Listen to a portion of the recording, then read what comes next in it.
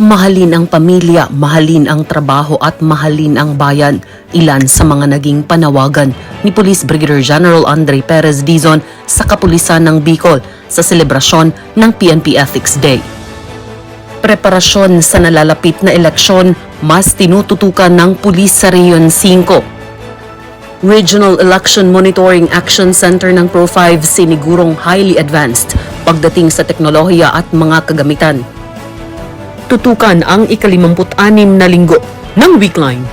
Linggo ika-5 ng Enero, nakibahagi muna ang ating Game Changer General sa isinagawang misa sa Santo Niño Chapel ng Campo Ola bago magsagawa ng kanyang araw-araw na bicycle patrol. At pagkatapos ay sinundan ng kanyang mga administratibong gawain sa opisina at kinahapunan binigyang oras muli ang pagsasagawa ng motorcycle patrol sa lungsod ng Legazpi at munisipyo ng Daraga sa Albay. Lunes ika-6 ng Enero, keynote speaker ang ating Regional Director sa ginanap na Traditional Monday Flag Racing na sinabayan ng selebrasyon ng 31st PNP Ethics Day sa Pro5 Grandstand.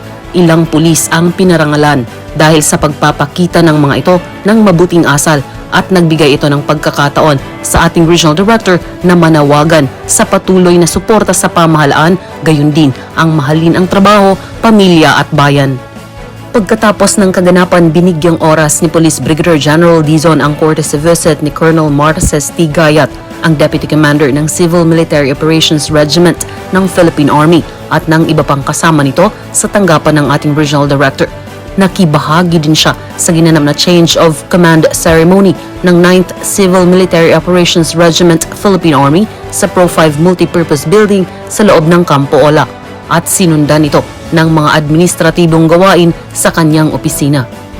Noong Martes ika-7 ng Enero, resource person naman ang ating Game Changer General sa programa sa radyo, ang DWBL 1242 Lingkod Bayan, kaagapay ng mamamayan kasama si Miss Flory O. Gabitan at Police Major Darius R. Agmaliw bilang mga anchors ng nasabing programa. Binigyang diin ang mga accomplishments ng pulis sa Region 5 at pagpapasalamat ni Police Brigadier General Dizon sa media na silang katuwang sa pagpapalaganap ng impormasyon sa mga ginagawa ng Pro5.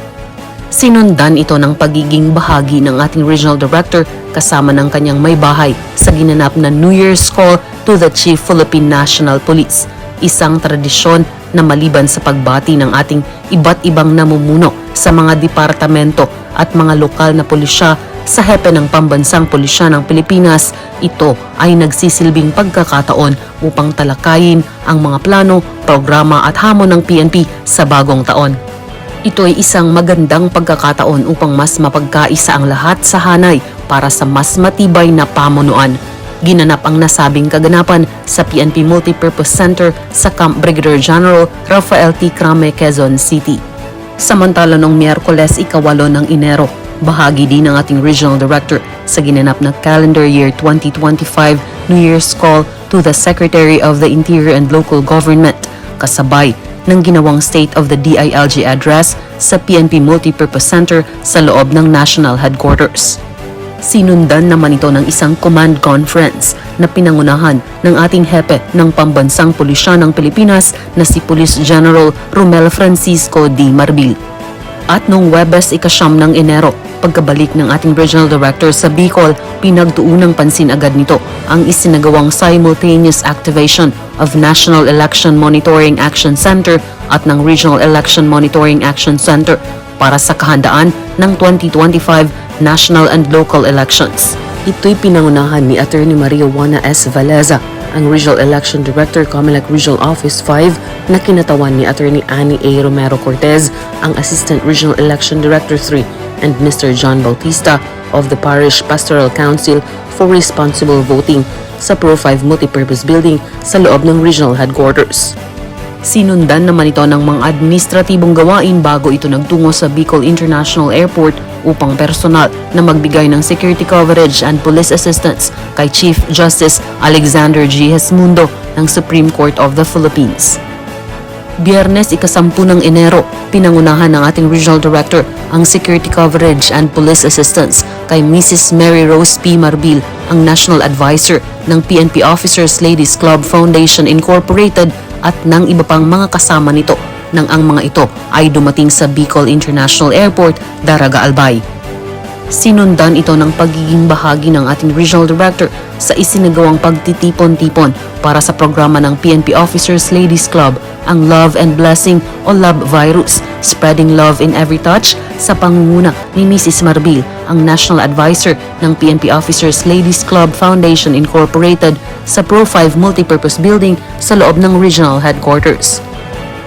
Nagpatuloy ang araw ng ating Regional Director sa pamamagitan ng pakikitungo niya sa iba't ibang panauhin sa kanyang opisina, kasama na ang naging exit call ni Police Colonel Elpidio A. Ramirez, ang outgoing Chief ng Regional Finance Unit 5 at ang pagbisita ni Pastor Adiel D. Torres kung saan nagbigay ito ng inner bullet-resistant vest para sa Pro 5. Hindi naman mawawala ang motorcycle patrol sa pagtatapos ng araw kasama ng ating masisipag na mga kasurugkaps motorcycle patrollers. At noong Sabado, ika-11 ng Enero, nagkaroon naman ang Police Regional Office 5 ng New Year's Call to the Regional Director na ginanap sa EYR Hall, The Oriental, Legazpi, Santo Niño Village, Tyson Hills, Legazpi City, Albay. Sinundan ito ng pangunguna ng ating Regional Director sa naging turnover and assumption of office ceremony ng Masbate Police Provincial Office at ng Camarines Norte Police Provincial Office sa parehong venue.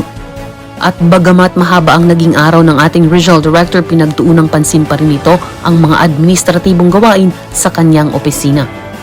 At sa mga operasyong naisagawa sa buong linggo mula ika-5 hanggang ika-11 ng Enero taong kasalukuyan.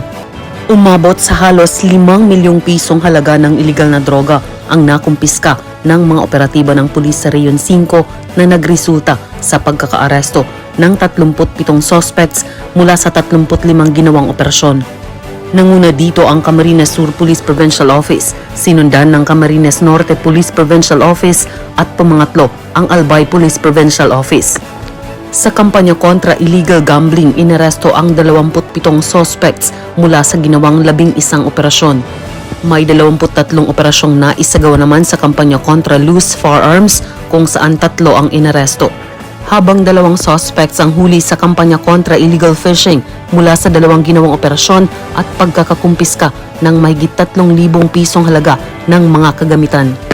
Huli naman ang 5 suspects sa kampanya kontra illegal logging na nagresulta sa pagkakakumpiska ng halos 8,000 pisong halaga ng mga lumbers at flitches.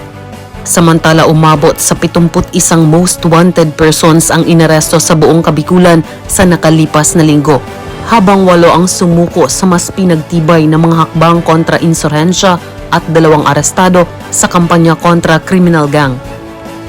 Patuloy tayong maghahatid ng transparent service ng ating Game Changer General. Basta't kay Police Brigadier General Andre Perez Dizon, serbisyo ay damang-dama.